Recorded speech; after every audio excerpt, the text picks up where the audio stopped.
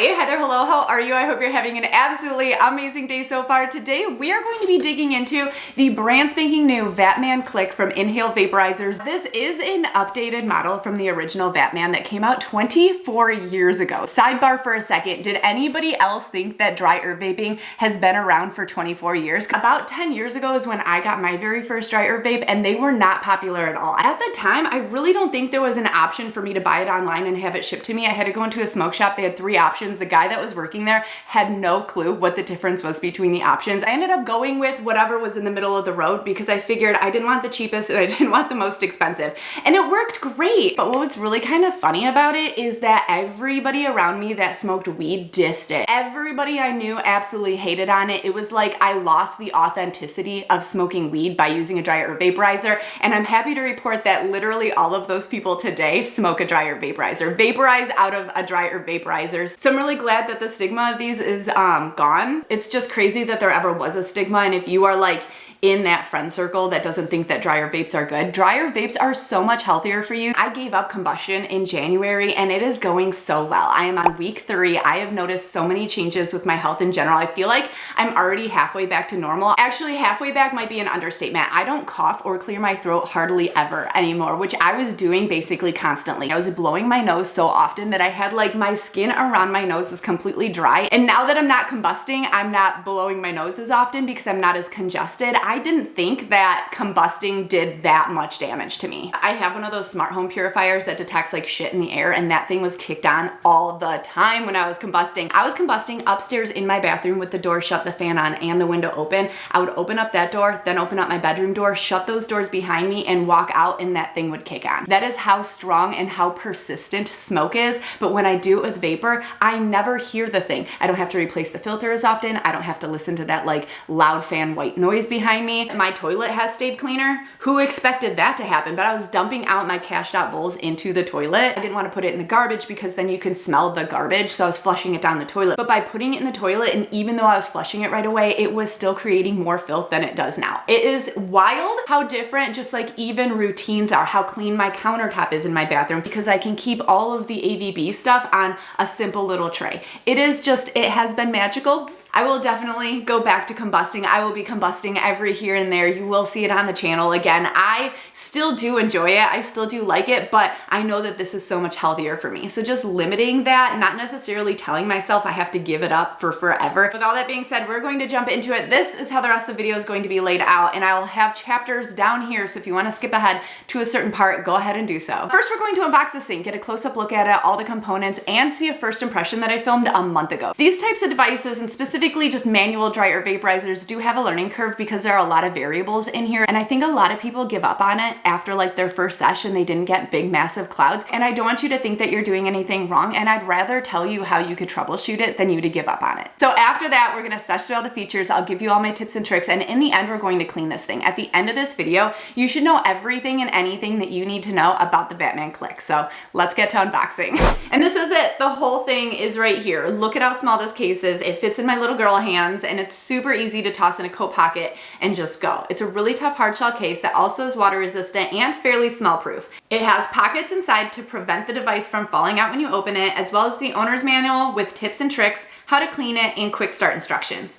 And down here is the vapman Click itself. It came in 2 parts and it was very easy to click together. And this doesn't look like any other dry herb vape that I've ever tried before. But it's supposed to be super easy to use, beginner friendly, give us massive clouds, taste absolutely phenomenal.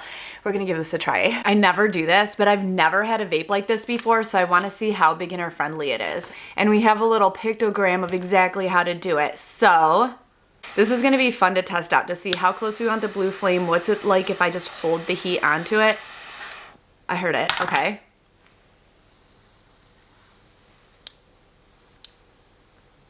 It has the cool down click also.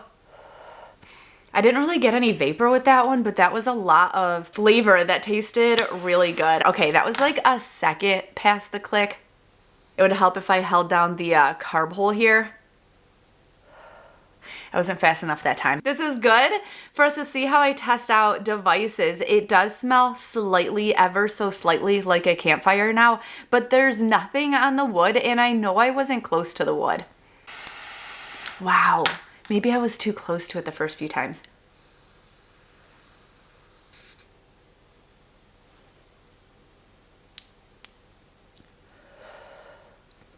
You can heat it from quite a distance. If we went, oh, did I combust?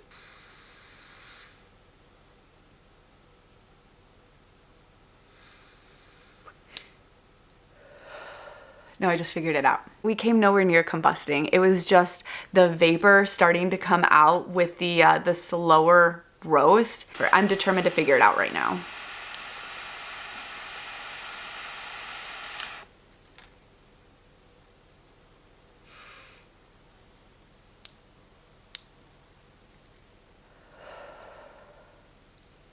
That was a decent one. You couldn't see in the camera very well. I did have this weed sitting out in this tray all night long. It is probably fairly dry, but I had ground some up for the dryer vapes before going to bed, and we didn't smoke as much as we normally do, which is so wild. It's like switching to dry herb vapes, you actually consume less, and I had so much left over on the tray. It was very unexpected. So this is dry as fuck, but hopefully it's not too dry for vapor.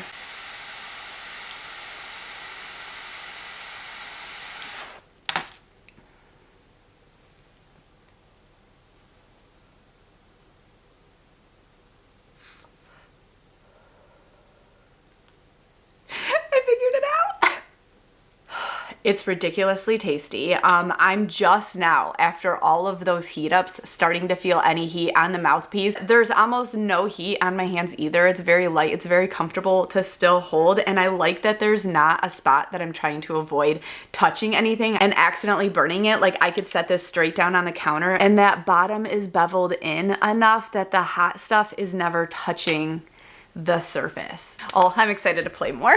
Welcome back. Like I said earlier, it's been about a month since I first tried this, and I have improved.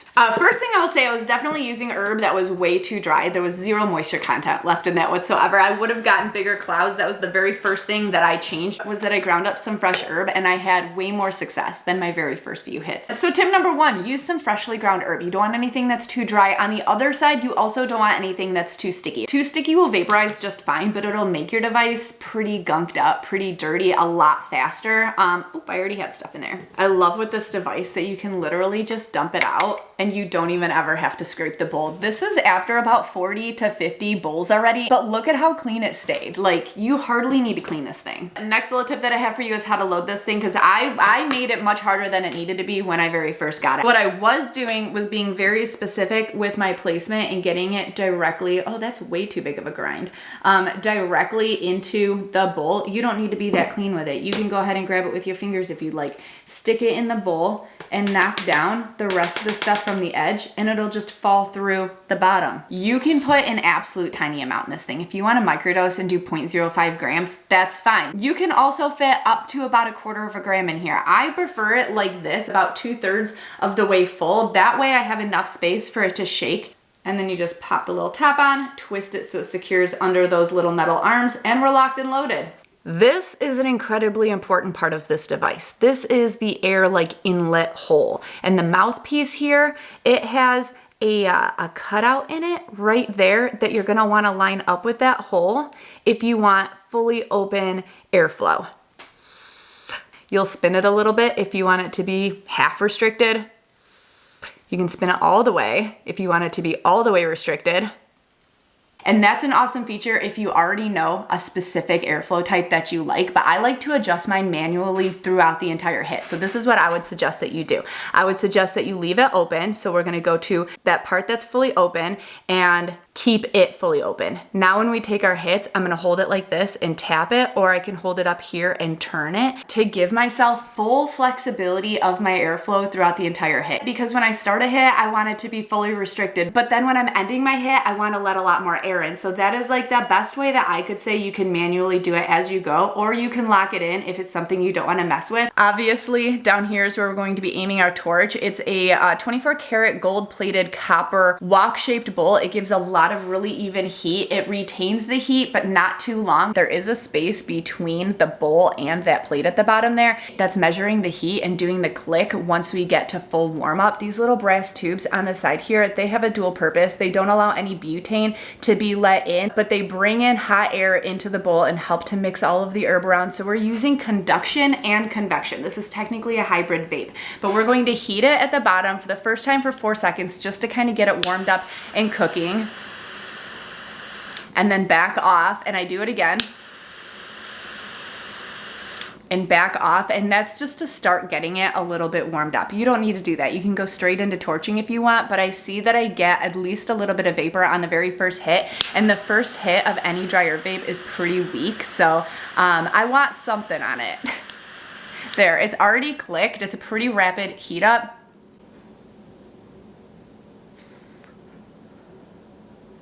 It's such a shockingly good first vape hit. And don't do like I did when I very first got it. I was holding it by the mouthpiece and torching it. Then I was holding it from the center point right here and torching it. And obviously I was feeling a lot of heat on my fingers. You want to hold it around the base part right here. And you won't feel any heat. Inside there is pre-charred wood. You will get a little bit of like a campfire-y, smoky kind of taste. I love it.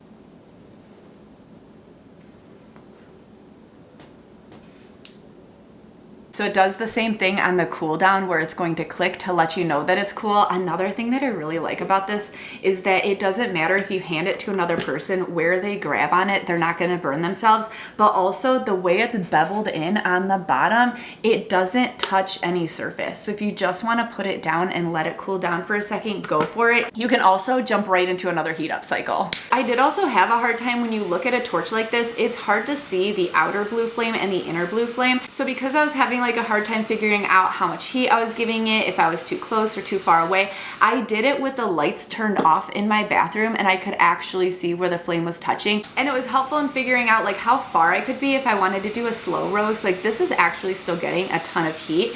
You do get more campfire-y taste and smell when you do it, but when you do it far away because you do transfer a little bit more of that heat to the device.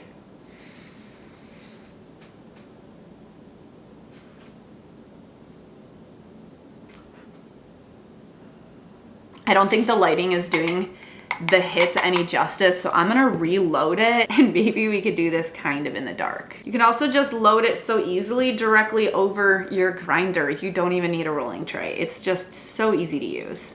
Before we do this cycle, let's swap this mouthpiece out with one of the other ones. I don't have a whole lot of good vibes about this one, I'll be honest. So this is made of POM. I guess it's a type of plastic that helps to diffuse heat while being safe for heat. It's used in a lot of like kitchen tool type things. And this spiral is a cooling spiral, whereas this wooden one does not have a spiral, and I'm not really sure what it's gonna do as far as heat transfer. So I'm gonna leave it fully open again. I think it's actually even a little bit shorter. It's just closing my light blocking shades, which might not actually do a whole heck of a lot. We'll see. All right, so this is how I actually like to heat up the device. I like to go past the click. Was I doing that before? I think I was trying to like end at the click, but I get kind of nice up and close until it clicks, and then I count another 3. You can touch that inner blue flame directly to the base of this bowl and get it heated up in like 4 seconds if you'd like. I do prefer like to go a little bit longer, 2, 3, there you go. Ooh, a little bit of vapor is coming out. I have not combusted in this thing, even accidentally, not even once.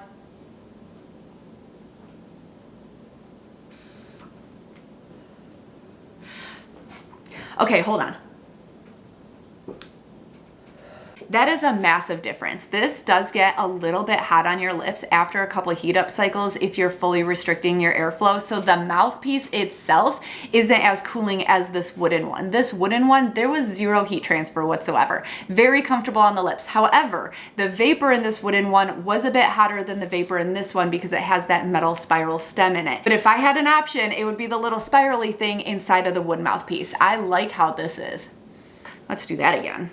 The wooden one is more comfortable. The vapor wasn't really that hot. Let's see a second heat up as well. It wasn't uncomfortably hot, so I do prefer so far this mouthpiece over the other one.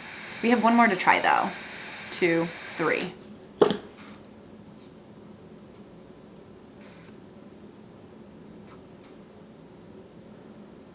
I think sitting in here in the dark is actually helping. Yeah, it's not too hot at all.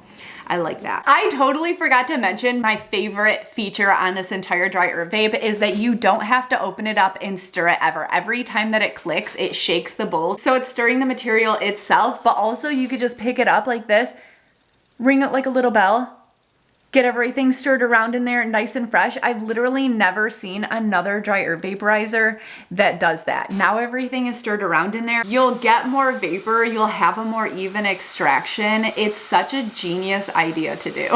1 Mississippi, 2 Mississippi, 3 Mississippi. You know, the little bit of vapor is also a good indicator.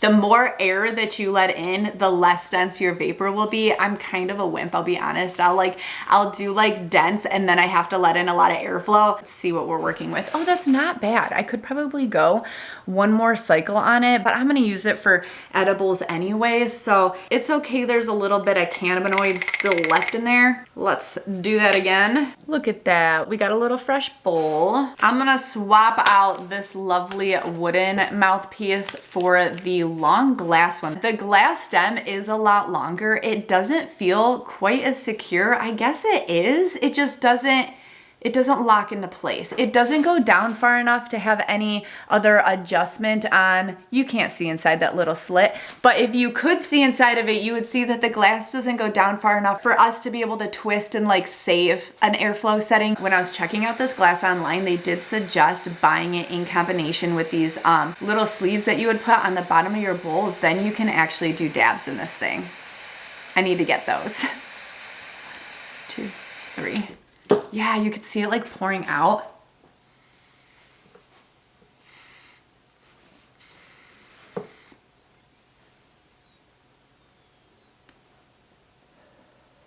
Again, that was a super comfortable hit. It didn't feel hot on my lips at all, and it cooled down the vapor. So this might be like the perfect, well-balanced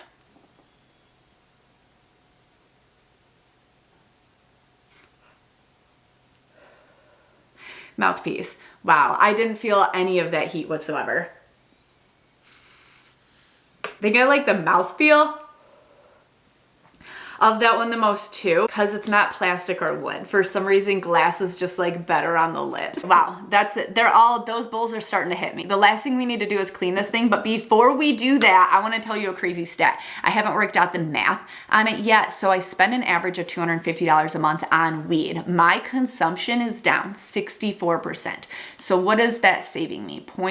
250 times 0.64. I have saved $160, or I project to save $160 this month, because I took my average consumption. I was consuming about 3.5 ounces per month, and I broke it down. I just divided it by the number of days and then how much I'm consuming now. Isn't that absolutely wild? So $160 that I project to save this month, also reducing my tolerance. I still feel as elevated as if I was to sit here and smoke 2 bongs with you, but I would have consumed like double, maybe even triple the amount of herb in those bowls. Today I filled this bowl 3 times. I get an average of between like 0.10 to 0.15 per bowl. So even if I went on the high end, that's 0.45 grams. That's not even a half of a gram, but my average bowls are a half gram each. So if I was to sit here and smoke 2 of those to get to the same level of highness, like I am saving 64%, $160 a month. I'm just dumbfounded at how well this month is going. I'm actually curious if it's 160 divided by 30 days, $5.30, so $95 divided by $5.33. It took me 17.82 days to theoretically pay off this device. I want dry herb vaping to be a no-brainer. We should jump into cleaning this thing. It is ridiculously easy. First thing you're going to do is dump and save that AVB so you can use it in edibles later. Now we're going to disassemble the top part of the device. Remove the metal spiral from the mouthpiece and the screens from the bottom by plucking at these little metal clip-on parts. And you can soak the metal components in iso alcohol. Now we'll take an iso-soaked pipe cleaner to clean out the mouthpiece and an iso swab to clean the bowl.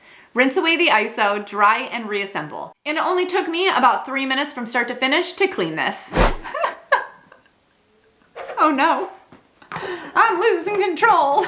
I think that's everything and anything that you needed to know about the vapman Click. I will have all of the details down below in the pinned comment. There are some pros and cons though. Let's review those real quick. Pros, it's a manual dry herb vaporizer, which means it'll never be out of battery. You could take this with you anywhere. It's very resilient. If you were to drop it in a river, you just dry it off and use it again, but you can't do that with devices that have batteries. And devices that have batteries, you will not keep for forever. You will probably have for about 3 years if you use it regularly, maybe closer to 5 years if you don't, but this would last gets you far past any of that. Plus the components to replace like individual parts on it are fairly cheap. Like I think most everything was in the $10 to $15 range. So very easy to upkeep, very easy to use, very beginner friendly. But then also it being a manual dry herb vaporizer could be a con because that does mean by nature that you have a little bit of a learning curve. It took me about 3 days. I think it was about 10 bowls before I felt like I mastered it, which really wasn't that long. Another pro, it is very portable. They even send it in a hard case for portability. Now on the cons, is this pocketable? Maybe for some people. I do have some like big cargo pockets I could probably put this in,